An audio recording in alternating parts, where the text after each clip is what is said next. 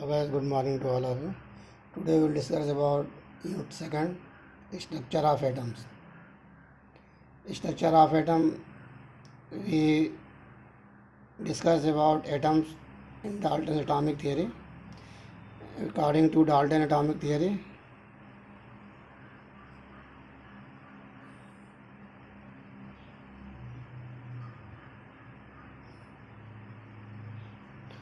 atoms is undivisible particles.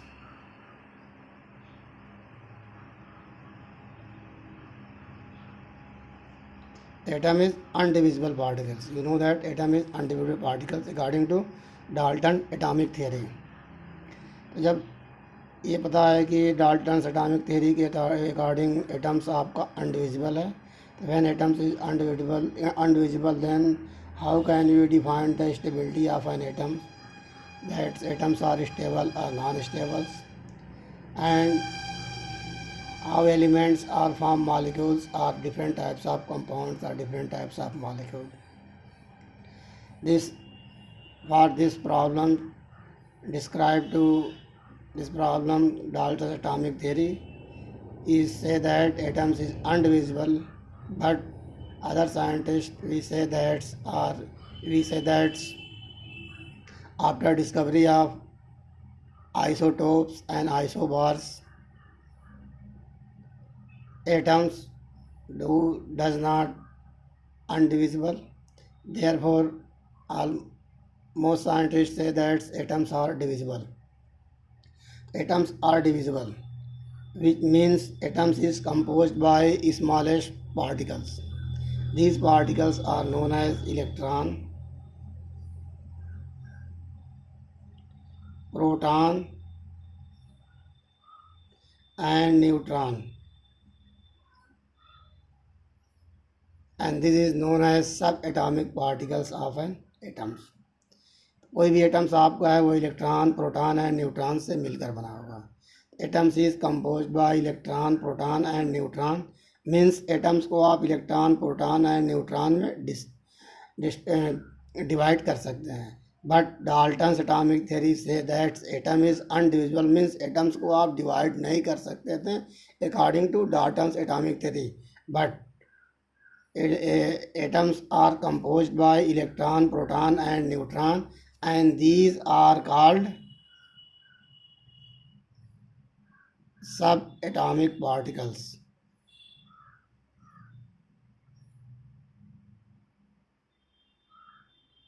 Subatomic particles means electron, proton and neutrons are subatomic particles of an atom. तो कोई भी atoms आपका है उसमें इलेक्ट्रॉन, प्रोटॉन और न्यूट्रॉन प्रेजेंट होंगे. इन्हीं तीन सब पार्टिकल से मिलके एटम्स का फॉर्मेशन होगा. तो electron, proton and neutron, only hydrogen have only electron and protons, and in hydrogen neutron is absent. Only आपका केवल हाइड्रोजन एक ऐसा एटम्स है इसमें केवल electron and proton he present होते हैं, न्यूट्रॉन यहाँ पे एब्सेंट होता है. अगर हाइड्रोजन के आइसोटोप्स की बात होती है, प्रोटियम के बाद ड्यूटेरियम और ट्राइटियम की सेकेंड और थर्ड आइसोटोप्स की, उसमें नंबर ऑफ न्यूट्रॉन प्रेजेंट होते हैं. लेकिन हाइड्रोजन का फर्स्ट आइसोटोप जो होता है, जो हाइड्रोजन आपका होता है, उसमें न्यूट्रॉन एब्सेंट होता है. केवल वाहिद एक आपका हाइड्रोजन एटम्स है जिसमें न्यूट्रॉन एब्सेंट होता है, और किसी भी एटम्स में न्यूट्रॉन एब्सेंट नहीं होता है. इलेक्ट्रॉन, प्रोटॉन, न्यूट्रॉन तीनों सब एलिमेंट्स, सब एटॉमिक पार्टिकल्स आपके प्रेजेंट होते हैं. तो हाइड्रोजन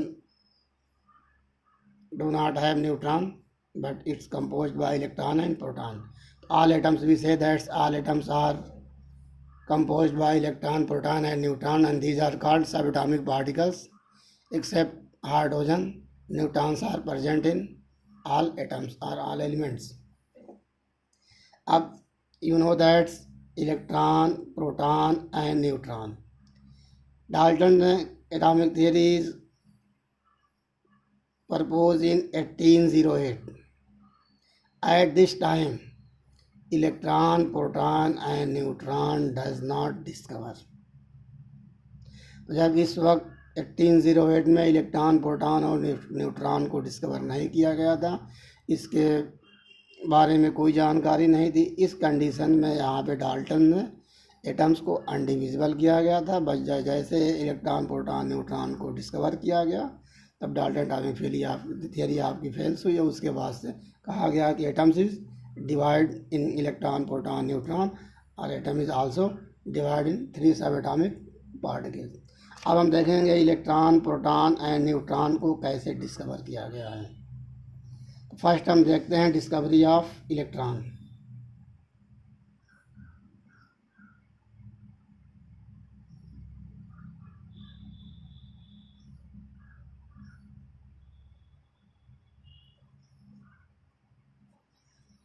नाइन्थ में आपने पढ़ा होगा कि चार्ज पार्टिकल को डिस्कवर किया गया था। जैसे कोई काम या पेन को आप रब करेंगे तो रब करने के बाद स्मॉल पीस आप पेपर के पास ले जाएंगे तो वहाँ अट्रैक्ट हो जाएगा। तो अब चार्ज पार्टिकल्स को आप डिस्कवर कर सकते हैं। तो ये चार्ज पार्टिकल्स आपके 2 तरह के होते थे, पॉजिटिव एंड निगेटिव। तो यहाँ पे इलेक्ट्रॉन को कैसे डिस्कवर किया गया, तो इलेक्ट्रॉन को डिस्कवर करने से पहले कैथोड रेज डिस्कवर किया गया।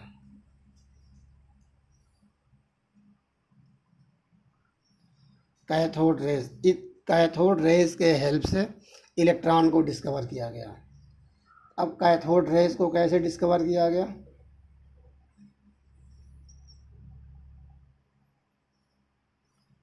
तो कैथोड रेज को डिस्कवर करने के लिए एक डिस्चार्ज ट्यूब प्रिपेयर किया गया। जैसे यह आपका ट्यूब है, ग्लास का एक ट्यूब है, इसकी दोनों साइड को क्लोज कर दिया गया। क्लोज करने के बाद इसमें जितने भी एयर और गैसेस प्रेजेंट थे सभी को सक करके बाहर निकाल लिया गया और इसको क्लोज कर दिया गया। अब यहाँ पे वैक्यूम क्रिएट हो गया। अब यहाँ पे कोई गैस प्रेजेंट नहीं है। इस ट्यूब को हम डिस्चार्ज ट्यूब कहेंगे।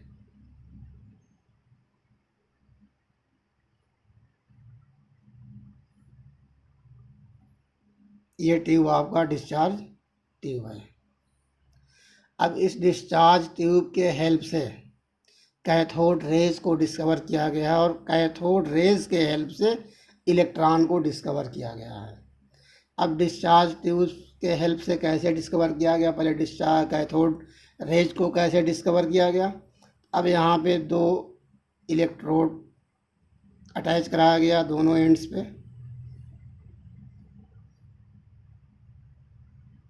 यह आपका डिस्चार्ज ट्यूब है। डिस्चार्ज ट्यूब में दोनों एंड पे इलेक्ट्रोड अटैच कराया गया। इलेक्ट्रोड अटैच कराने के बाद इसमें हाई वोल्टेज की इलेक्ट्रिसिटी फ्लो कराई गई है, मीन्स इसको बैटरी से कनेक्ट कर दिया गया है। अब 2 इलेक्ट्रोड है, इसको बैटरी से कनेक्ट कर देंगे तो यहाँ पर और यहाँ पर इलेक्ट्रिसिटी आपकी फ़्लो होने लगेगी, चार्ज फ्लो होने लगेगा। इस कंडीशन में इस डिस्चार्ज ट्यूब में मिनिमम अमाउंट में इनर्ट गैस फिल किया जाता है, क्योंकि आपको कैथोड रेज अब यहाँ पे चार्ज अप्लाई करेंगे जब कैथोड और यहाँ पे इलेक्ट्रोड पे जैसे हम इलेक्ट्रिसिटी फ्लो कराएंगे तो एक आपका कैथोड होगा और एक आपका एनोड होगा। ये एनोड और ये आपका कैथोड।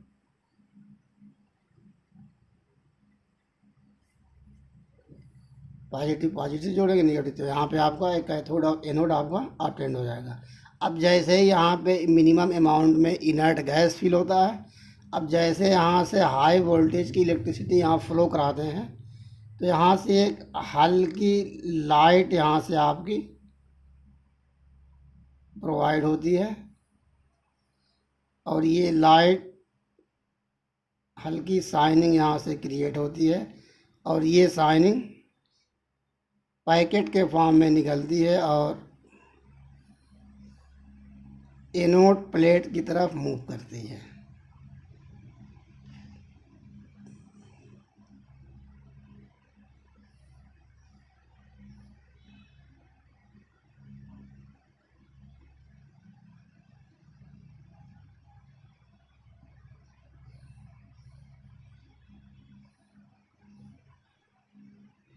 अब ये हल्की शाइनिंग यहाँ से निकलती है, तो ये शाइनिंग आपकी एक रेज होती है।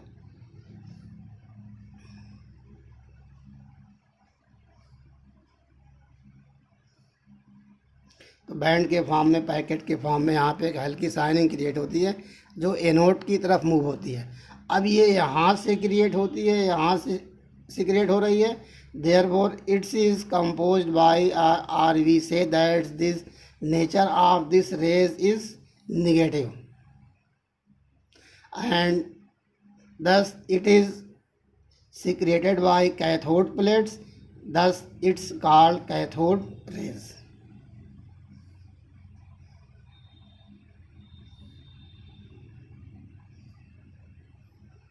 इस तरह से कैथोड रेज को डिस्कवर किया गया।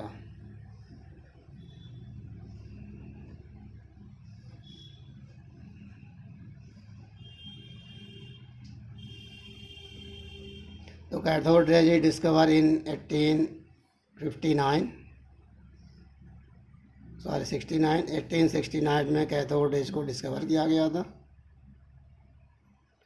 और इसको डिस्कवर करने के लिए पहले एक डिस्चार्ज ट्यूब प्रिपेयर किया गया। इस डिस्चार्ज ट्यूब को प्रिपेयर करने के लिए ग्लास का हम ट्यूब लेंगे, इसके दोनों एंड्स को क्लोज कर देंगे। क्लोज करने के बाद इसमें से जितने भी एयर या गैस होंगे सबको सक कर देंगे, तो यह आपका वैक्यूम ट्यूब हो जाएगा, जिसे हम डिस्चार्ज ट्यूब कहेंगे। इस ट्यूब में मिनिमम अमाउंट में इनर्ट गैस फिल करते हैं। फिल करने के बाद 2 इलेक्ट्रोड अटैच करते हैं बोथ एंड्स पे। अटैच करने के बाद इसमें हाई वोल्टेज की इलेक्ट्रिसिटी फ्लो कराते हैं। जैसे इलेक्ट्रिसिटी फ्लो कराते हैं तो आपको यह ऑब्ज़र्व होता है कि हल्की सी लाइट यहाँ से क्रिएट होती है कैथोड प्लेट की तरफ से, और ये लाइट कैथोड प्लेट से एनोड प्लेट की तरफ मूव करती है। और जब ये लाइट कैथोड प्लेट से एनोड प्लेट की तरफ मूव करती है तो ये मूव करने से ये ऑब्ज़र्व होता है कि ये रेज कैथोड से एनोड की तरफ मूव कर रही है और ये रेज कैथोड प्लेट से क्रिएट हो रही है। दस इट्स नेचर इज नेगेटिव।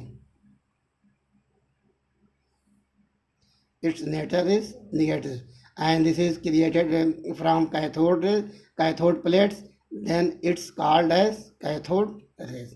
क्योंकि ये कैथोड प्लेट से क्रिएट हो रही है, कैथोड प्लेट से सिक्रेट हो रही है, इसलिए इस रेज को हम कैथोड रेज कहेंगे। इस तरह से कैथोड रेज को डिस्कवर किया गया 1869 में।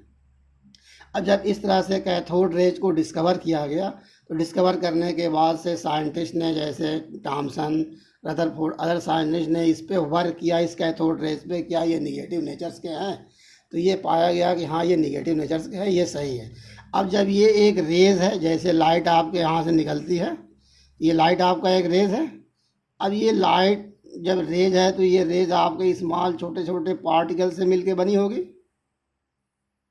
ठीक वैसे ये भी रेज आपका स्मॉल छोटे छोटे पार्टिकल से मिलके बना है। और इस रेज की नेचर, इस कैथोड रेज की नेचर क्या है? निगेटिव है। साइंटिस्ट ने इसको प्रूव किया कि ये निगेटिव नेचर के हैं। अब प्रूव करने के लिए अभी आगे इसका एक्सपेरिमेंट किया जाएगा। अब जब ये पार्टिकल्स, ये रेज आपका स्मॉल पार्टिकल से मिलके बने हैं। This rays, all rays are made up by tiny particles, very small particles, and these particles have negative nature, and these particles are each teeny particles are negative in nature, therefore it's called electron।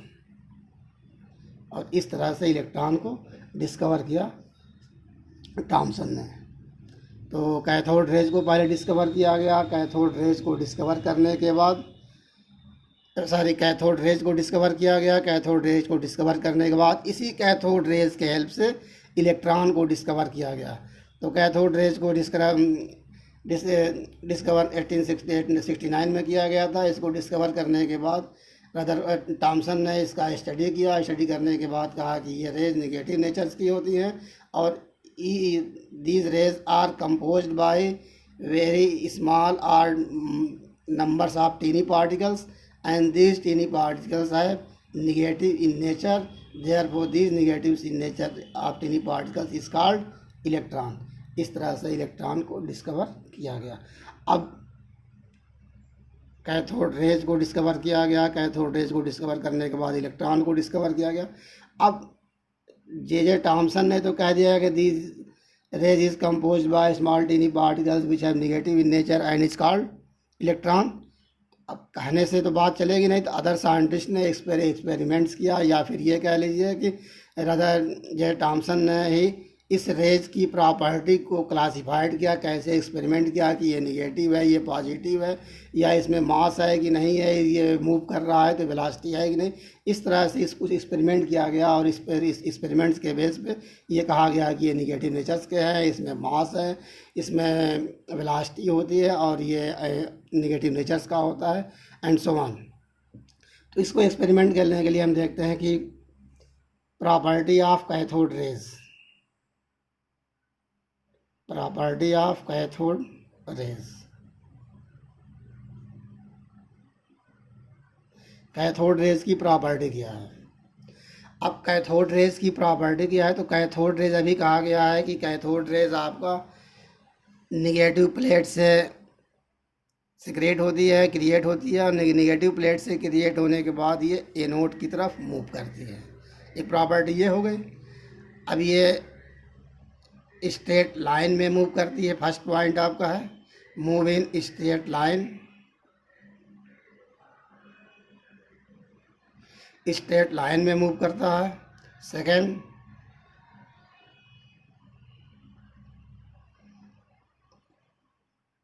Have move in straight line with shining,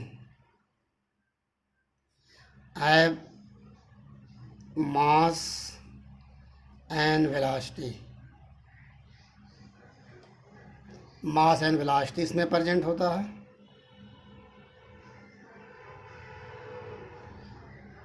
reflect in magnetic field और electric field, magnetic और electric field में ये reflect हो जाता है। Next, ionise to gases, other gas को ionise कर देता है, मीन्स उसको रिएक्टिव कर देता है। Next, penetrate to 1.5 centimetre rubber seat, means 1.5 centimetre rubber के सीट को पेनेट्रेट कर देता है, मतलब उससे आर पार निकल जाता है। ये इसकी प्रॉपर्टी है। इस प्रॉपर्टी का हम स्टडी करेंगे, एक्सपेरिमेंटल स्टडी करेंगे नेक्स्ट डे। थैंक्स।